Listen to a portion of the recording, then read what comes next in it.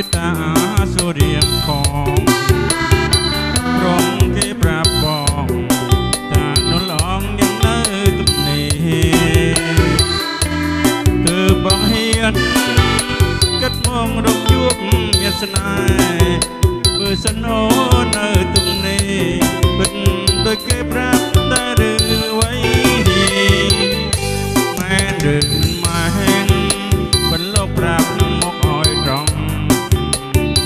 កុំឲ្យរៀមលងគួតវងវែងប្រតែរូបស្រីសូមអូនយ៉ាងឆ្លើយមកឲ្យអង្គសង្ស័យបើសិនអូនមានគូហើយសូមតែឆ្លើយនាំឲ្យបងអង្គចិត្ត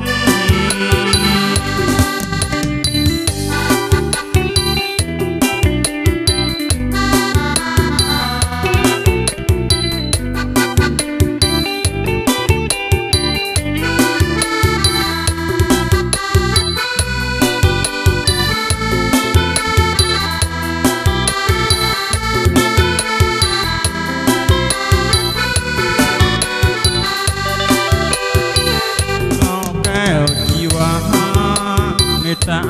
សូរៀងផងរងគេប្រាប់បងតារត់អត់នាងនៅទំនេរទើបបងហ៊ានស្កាត់មករកជួបមានស្នេហ៍បើសិនអូននៅទំនេរពិតដូចគេប្រាប់តែឬអ្វីមែនឬមិនមែនមិនលោកប្រាប់មកឲ្យត្រង់កុំឲ្យរៀងលងគួនវងវែងប្រងតែរូបស្រីសូមអូនយ៉ាងឆ្លើយឆ្លើយមកឲ្យអង្គសង្ស័យបើសិនអូនមានគូហើយសូមតែឆ្លើយឲ្យបងអង្គចិត្ត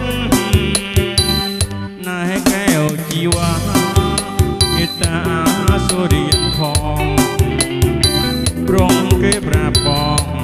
ថានួនឡងនាងនៅទំនេរទើបបងហ៊ាន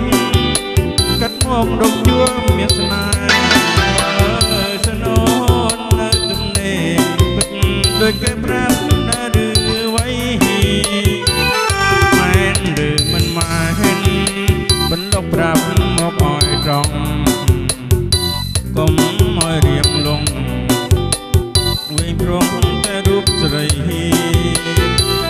សូមអូនយ៉ាងឆ្លើយឆ្លើយមកឲ្យអង្គសង្ស័យបើសិនអូនមានគូហើយសូមតែឆ្លើយនាំឲ្យបងអង្គចិត្ត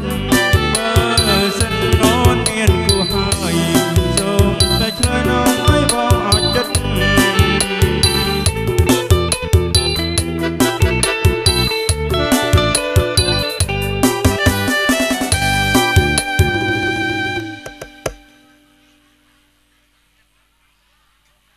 ស្នេហ៍មក